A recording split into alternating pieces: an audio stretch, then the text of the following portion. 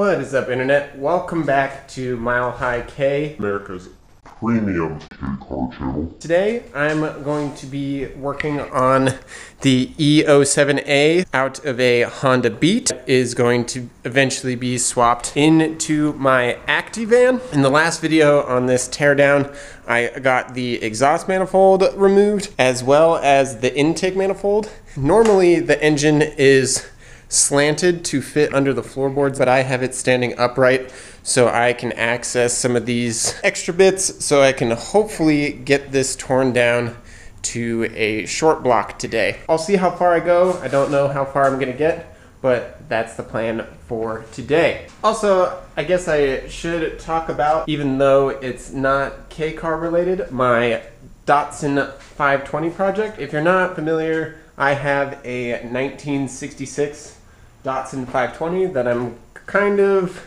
trying to restore, just getting some new bits on and repainting and getting rid of rust. I stripped down the engine bay and I gave it a new paint color. So this is just Rust-Oleum Almond. It has the 2-part 2K clear on top of it, so it's pretty nice. I had to remove a bit of rust over here, so I cut that out and patched in a new piece of sheet metal and put some Bondo on over it. It's not very good, but it'll do for me because anything is an improvement on this truck, because if you can see over here, this is it cleaned up, repainted with new zinc plated bolts, and then this side I haven't done that to yet.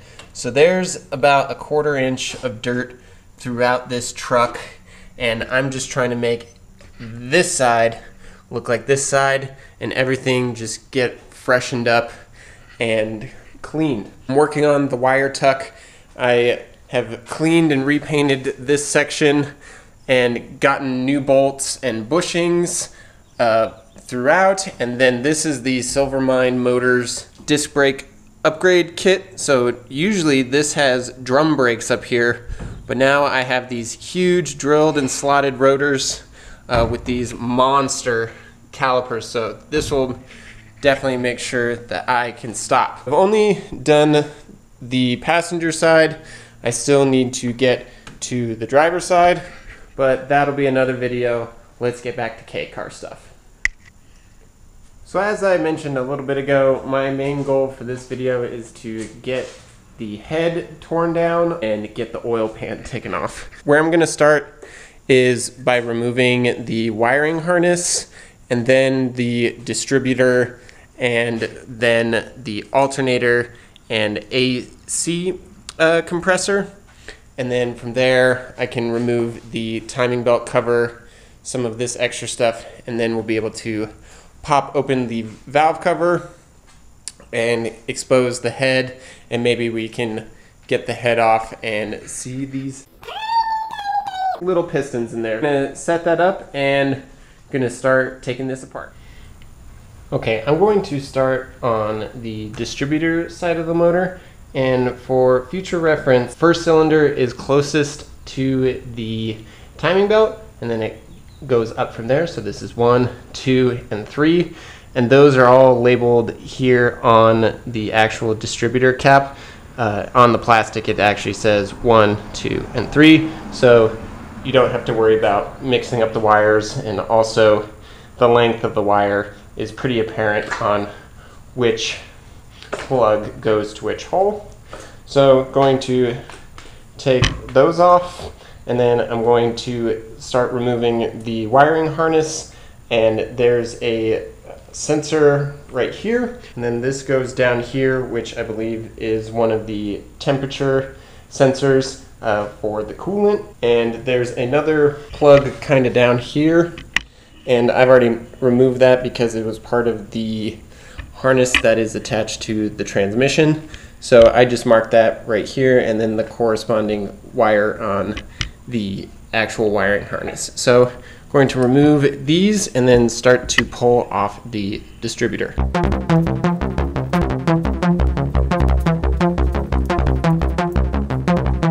I'm not quite sure what this wire is. It might be a ground, but it wasn't plugged into anything over here. and it doesn't go into this part of the harness. So I'm just gonna keep on keeping on. This plug that actually goes into the distributor is held on with a little bracket right here. So I think I'm going to just remove the whole distributor right now, which is these, get some 12mm bolts, and then we'll go from there.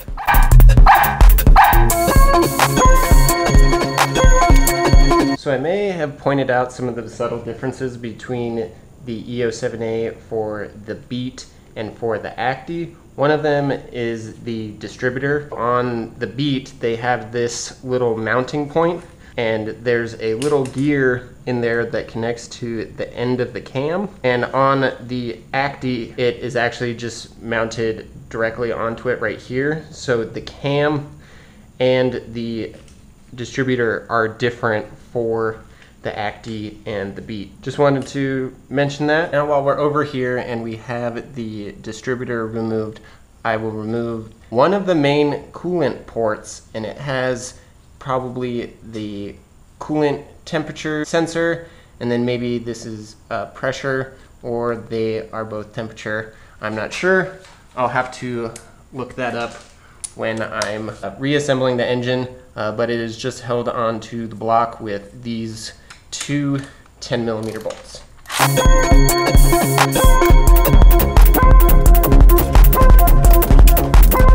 Very cool. So that was just held on with some silicone sealant. There's probably a gasket that is supposed to go in there. Now that the distributor and that coolant housing is removed, the wiring harness is pretty free. It is just held on with a little bracket over here that connects to the timing belt cover. So now I'm gonna remove some of these extra hoses, and then there's this valve cover breather hose that connects back to the airbox. So I'm gonna take those two off, and then I'm going to take this mount off, which is just one little 10mm bolt right here.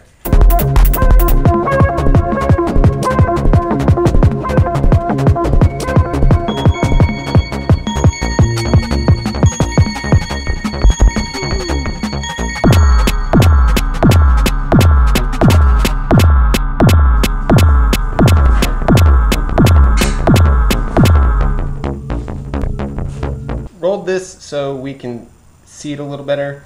So now I'm going to remove the alternator, and the alternator has this adjustment bolt right here, but I'm gonna remove this, and then it also attaches to the bracket that holds on the AC compressor over here. Those are the only two mounting points for the alternator. So as soon as we loosen this up, we'll be able to take this belt off of the crank pulley and then start to remove the AC compressor as well.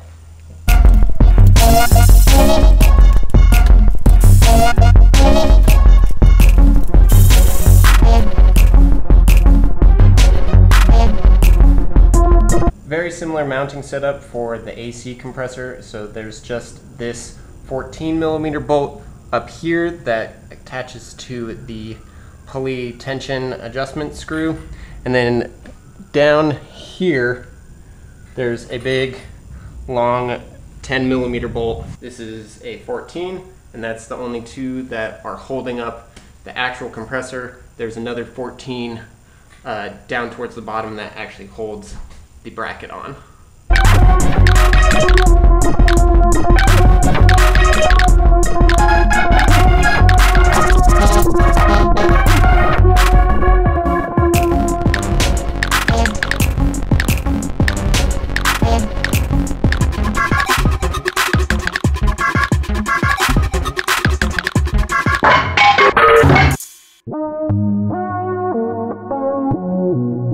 Okay, I had a little bit of difficulty with the AC compressor.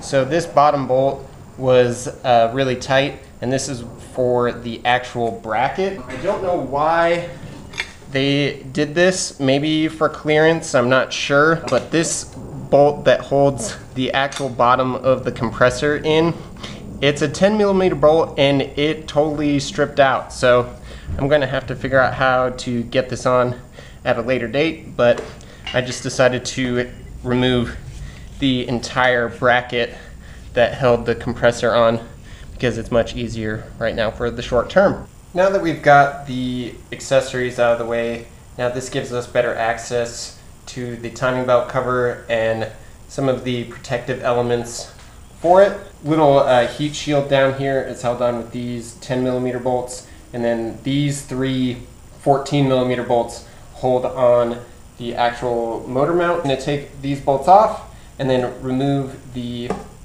heat shield, and then we'll go from there.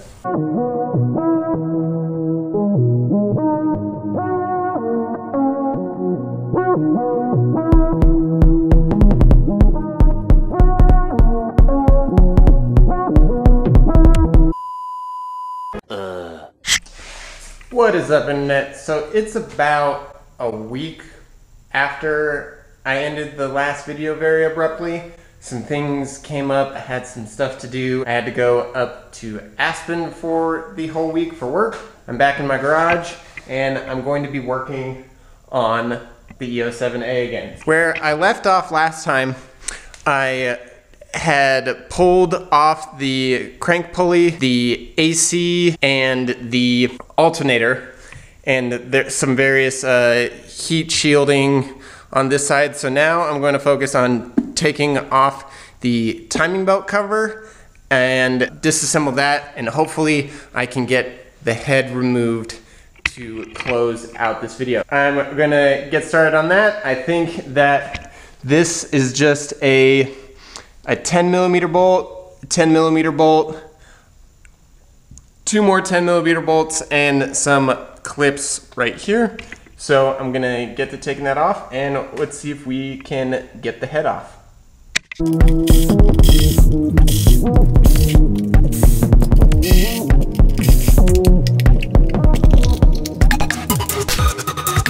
Okay, now that the timing belt cover is off, you can see the whole belt assembly. Over here is the water pump, and up here obviously is the cam gear. Here's a idler pulley, and this is the timing belt pulley tensioner. The belt seems to be in pretty okay shape. I'm going to be replacing probably most of this when I rebuild it, just to get things rolling. Going to start taking some things apart so I can get to the head.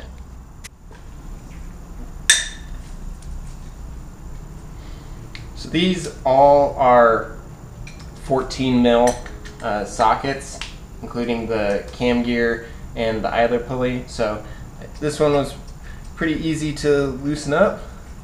So I'm gonna try my luck and see. Oh! So that was one of the. So this goes on to the actual crank pulley. This helps keep the belt on. So this goes on before you put the actual timing belt cover on. I guess it holds everything together.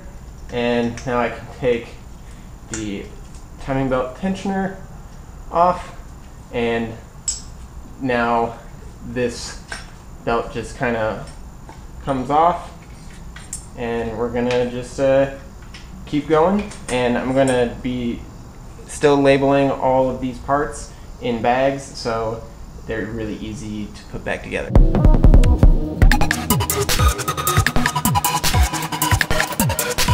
And then this would be the cam positioning sensor, so I'll take that off and store it with the actual cam gear. There is a little notch right here that acts as the keyway, so that fits into this little notch down here, and you can line it up because there's a little circle on the front, and then it'll sit on like that. So I'm gonna get going on that.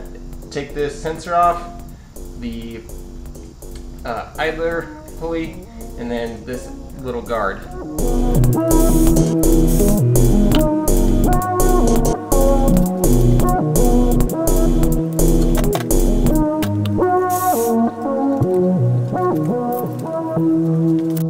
Okay, while I'm over here and getting everything off of the belt assembly, I figure I'll take off the water pump.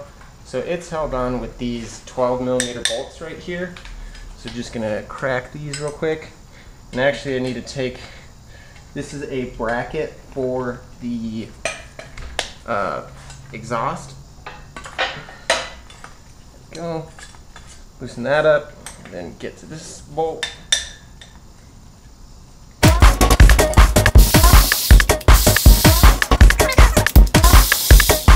So that's 3 long 12s, and then also part of one of the coolant tubes has this little bracket right here, and this is a 10 mil. So we'll take that off, and this is probably going to be a little stuck on there. So this just popped right off, and this is the water pump for a Honda Beat. It's probably really close to the Acti, and now finally we'll be able to get to the head. I've been waiting for a while, and that is to remove the valve cover and subsequently remove the head from the block. All that's holding the valve cover down are these 4 bolts. The main difference is that on the Beat, the oil fill hole is right here, and on the Acti, since there's usually a bed or the floor covering it, there's a tube that comes out on the passenger rear quarter panel, and that's the oil fill, and that goes to, I believe, straight into the block, but I could be wrong. This one's really cool. Because of that cap, we're gonna see how the valves look. It might be stuck. There we go. And there we go. So there is a lot of oil buildup, some gunk, a lot of varnish on the valves, which is, I was sort of expecting this because I didn't know how long the engine had been sitting for. So I'll definitely need to replace the valve cover gasket, as well as these little spark plug tube holes. I also need to remove the spark plugs before I forget. So I'm gonna do that, and then I believe it is 1, 2, 3, 4, 5, 6, 7, 8 head bolts. So we'll do that and pull the head up off the block.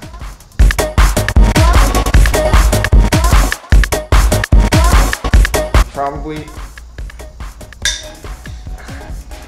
untworking these in the wrong way. Someone, I'm sure, will tell me that, but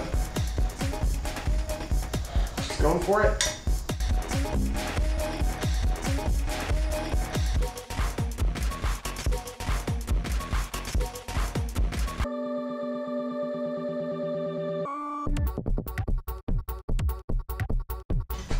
All right, let's see if we can get this baby off of here.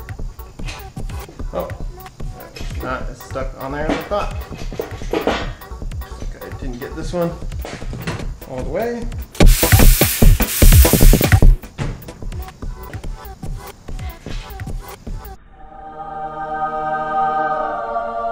There we go. Okay, head gasket is coming out. And there are the beautiful 12 valves. So tiny. All right, I'm gonna set this down somewhere real quick, and then we'll be able to get a little bit better look at the actual block. Okay, this is a really exciting part for me on the dismantling of the E07A. So now the head, valve cover are off the block. So now we're one step closer to be having a short block. This gives you a little bit better view of the cylinders, and you can see the coolant passages. They do sell a block guard for the E07A. I think I want to try and source one of those from Japan. This is really awesome. The pistons do look like they've seen some better days, but there's not too much wear. I can't see any cracks in the cylinder walls at all, so that is very reassuring. So now I'm gonna flip it over and empty out the remaining bit of coolant in there, and then try to pull the oil pan off.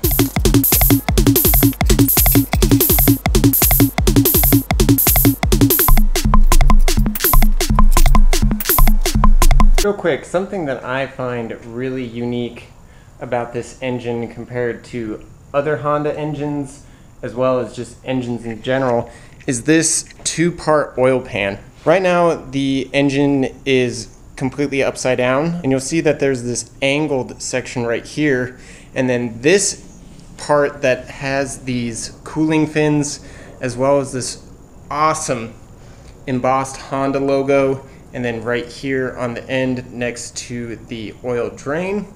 This slanted bit of the oil pan is actually parallel with the ground. And so this two-piece oil pan is a big cast part. Something that I'm just noticing, this bolt right here that I'm using to hold the engine to the engine stand is actually part of the oil pan. And right here, these access holes allow you to get to the 10mm bolts that hold on that portion of the oil pan. I think for this video and time's sake, because I think this is getting pretty long, I'm just gonna take off the lower portion of the oil pan and then do the other part when I can get the engine off the stand.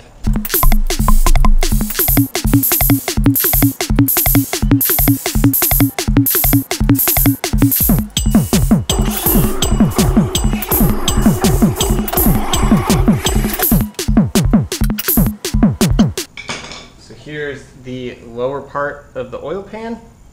Again, a lot of oil varnish. There's more bolts for the main part of the oil pan inside this cover, so it's a good thing that I tried to take this off first, because I wouldn't have been able to get to these, and I wouldn't have been able to get the main part of the oil pan taken off.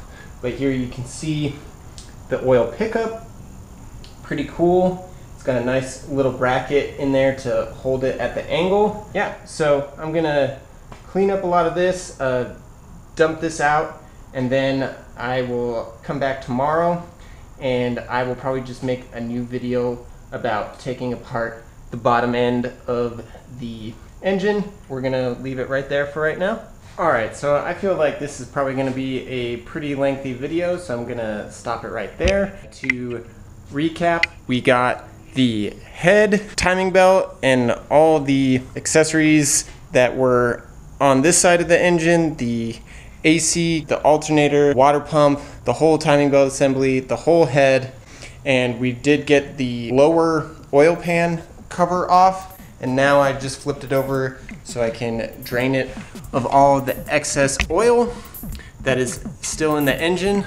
But we are very close to having a short block completely stripped of everything and ready to rebuild. Thanks for watching. Sorry that this took so long to make. More to come on the Honda Beat E07A swap in my van. And then probably the next video will be about reassembling or cleaning, doing the brake lines in Datsun, because the Datsun needs a ton of love and I'm here to make it happen. So thanks again for watching.